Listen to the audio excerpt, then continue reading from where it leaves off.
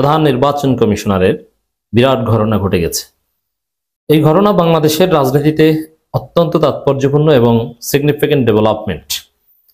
বাংলাদেশের রাজনীতির গতি প্রকৃতিকে বাধা দেওয়ার চেষ্টা করা হচ্ছে কৃত্রিমভাবে। বাংলাদেশের গণতন্ত্রের অভিযাত্রাকে, গণতন্ত্রের উত্তরণের পথকে রুদ্ধ করার চেষ্টা করা হচ্ছে বিভিন্ন মহল থেকে। নির্বাচন বানচাল করার ষড়যন্ত্র চলছে। যখন বাংলাদেশের দ্বিতীয় বৃহত্তম রাজনৈতিক দল বিএনপি নির্বাচন বানচাল করতে চায়, তখন এটা নিয়ে সন্দেহ, সংশয় বা উদ্বেগের কারণ অবশ্যই আছে। বিএনপির শীর্ষ নেতা যখন ইচ্ছা করে লন্ডন থেকে বাংলাদেশে আসেন না, বিদেশে বসে থাকেন, এটা স্পষ্ট প্রমাণ করে যে তারা নির্বাচন চায় না। তিনি ইচ্ছা করে ভোটার হন না। নির্বাচন চাইলে ভোটার হতেন, নির্বাচন চান না বলে ভোটার হয় না। এর মধ্যে আবার বিএনপি তাদের কিছু লেসপেন্সার মাঠে নামিয়ে দিয়েছে, যারা বলছে না এই মুহূর্তে তফসিল ঘোষণার সুযোগ নেই, একটু ডিলে করেন, বিএনপিকে প্রস্তুতি নেওয়ার সুযোগ দেন, খালেদা জিয়া সুস্থ হয়ে উঠুক, এরকম অনেক উদ্ভট যুক্তি দিচ্ছে। ঠিক সেই সময়ে সব সন্দেহ, সংশয়, জল্পনা কল্পনার অবসান ঘটিয়ে প্রধান নির্বাচন কমিশনার মাননীয় প্রধান উপদেষ্টার সাথে সাক্ষাৎ করেছেন। এই সাক্ষাতের মধ্যে যে আলোচনা হয়েছে হিসাবে স্পষ্ট।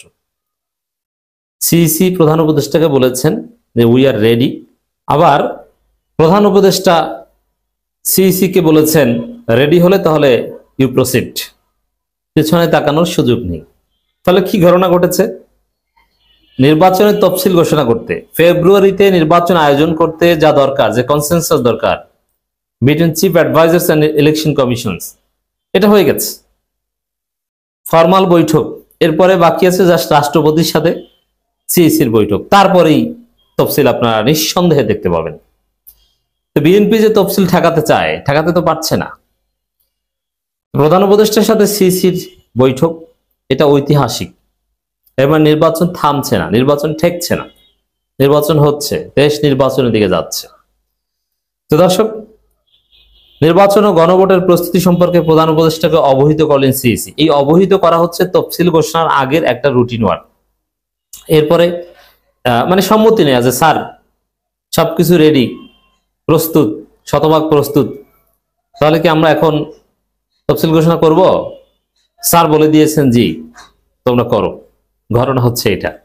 তাহলে যারা নির্বাচন বানচাল করতে চান, যাদের প্রস্তুতি নেই, যাদের নেতা বিদেশে, যাদের নেতা নাই, নেতা তৈরি করতে চান, তাদের মুখে চুনকালি। এরপরে রাষ্ট্রপতির সাথেও সেম বলবে যে স্যার এরকম এরকম রেডি, ঠিক আছে, প্রধান উপদেষ্টার নির্দেশ অনুযায়ী তফসিল ঘোষণা করে দাও। তারপরে জাতির উদ্দেশ্যে ভাষণের সিইসি তফসিল ঘোষণা করবে। আগামী সংসদ নির্বাচন ও গণভোটের প্রস্তুতি সম্পর্কে প্রধান উপদেষ্টা প্রফেসর মোহাম্মদ ইউনূসকে অবহিত করেছেন প্রধান নির্বাচন কমিশনার এএমএম নাসির উদ্দিন। এই অবহিত করা তফসিল ঘোষণার আগের সর্বশেষ interactions with head of the government. এর বাইরে আর কোনো অবহিতকরণ, আর কোনো সিগন্যাল, আর কোনো অনুমতি নেওয়ার বিষয় নাই। তার মানে নির্বাচন অবশ্যই সরকার এবং নির্বাচন কমিশন আয়োজন করে, সরকারের পক্ষ থেকে শেষ সিগন্যাল, চূড়ান্ত সিগন্যাল, ফাইনাল সিগন্যাল দিয়ে দেওয়া হয়েছে, আর কোনো কথা নেই। আর রাষ্ট্রপতি তো পুতুল, ওটা ফরমাল, জাস্ট দেখা করতে হয়, দেখা করবে, সম্ভবত 10 তারিখ দেখা করবে। কিন্তু মূল হচ্ছে যে প্রধান উপদেষ্টা বা head of the executive chief তার কনসেন্টটা নেয়া বা সরকারের কনসেন্ট নেয়া, এটা হচ্ছে সরকারের ফাইনাল কনসেন্ট। রোববার প্রধান নির্বাচন কমিশনার নাসির উদ্দিনের নেতৃত্বে নির্বাচন কমিশন এবং কমিশনারগণ রাষ্ট্রীয় অতিথি ভবন যমুনায় প্রধান উপদেষ্টার সঙ্গে সাক্ষাৎকার নির্বাচন আয়োজনের অগ্রগতি সম্পর্কে জানান। পুরো নির্বাচন কমিশন মাননীয় প্রধান উপদেষ্টার সাথে সাক্ষাৎ করে এসেছে। আর কোনো সন্দেহ সংশয় নেই, আর কিছু বাকি নেই। দেশ এখন নির্বাচনের ট্রেন, যাত্রী, ট্রেনে যে ড্রাইভার থাকে, মাস্টার, সবাই বসে গেছে। এখন জাস্ট স্টার্ট করার পালা। স্টার্ট করলেই ট্রেন ছেড়ে যাবে। কোনো লন্ডনের যাত্রীর জন্য এই ট্রেন অপেক্ষা করবে না, এটা স্পষ্ট হয়ে গেছে। বৈঠকে নির্বাচন কমিশনার আব্দুর রহমানুল মাসুদ, তাহমিদ আহমেদ, মোহাম্মদ আনোয়ারুল ইসলাম সরকার, ব্রিগেডিয়ার জেনারেল অবসরপ্রাপ্ত আবুল ফজল মোহাম্মদ সানাউল্লাহ এবং নির্বাচন কমিশন সচিব আক্তার আহমেদ উপস্থিত ছিলেন। আক্তার আহমেদ আগেই জানিয়েছিলেন যে নির্বাচন কমিশন শতভাগ প্রস্তুত। এই শব্দটা ব্যবহার করেছেন শতভাগ প্রস্তুত, কোনো ঘাটতি নেই। আর শতভাগ প্রস্তুত হলে অ্যাজ সুন অ্যাজ পসিবল নির্বাচন দেয়া, এটার একটা নৈতিক বাধ্যবাধকতা আছে। নির্বাচনের পরিবেশ হয়ে যাচ্ছে, আইন শৃঙ্খলা পরিস্থিতির সমস্যা আছে, এটা ঠিক হয়ে যাবে এবং এটা সরকারের একটা চ্যালেঞ্জ, আমরা বিশ্বাস করি ঠিক করতে পারবে। এবং আইন শৃঙ্খলা সংক্রান্ত যে চ্যালেঞ্জ, এটাও বিএনপি রিলেটেড। যেমন আপনারা দেখেছেন যে বরিশালে এবি পার্টির সাধারণ সম্পাদক আসাদুজ্জামান ফুয়াদের উপর হামলা করেছে বিএনপি সন্ত্রাসীরা, আর প্রশাসন চেয়ে চেয়ে দেখেছে। এর অর্থ কি?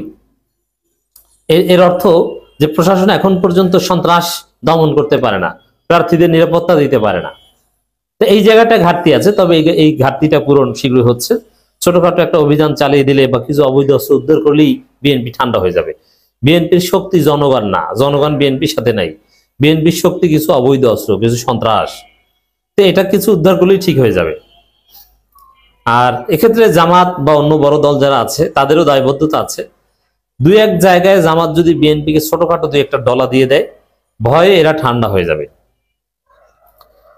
অপরদিকে জাতীয় নিরাপত্তা উপদেষ্টা ডক্টর খলিলুর রহমান এবং প্রধান উপদেষ্টা মুখ্য সচিব এম এম সিরাজউদ্দিন মিয়া বৈঠকে উপস্থিত ছিলেন। এখানে খলিলুর রহমান কিন্তু ইউনূসের ডান হাত, তিনি উপস্থিত ছিলেন।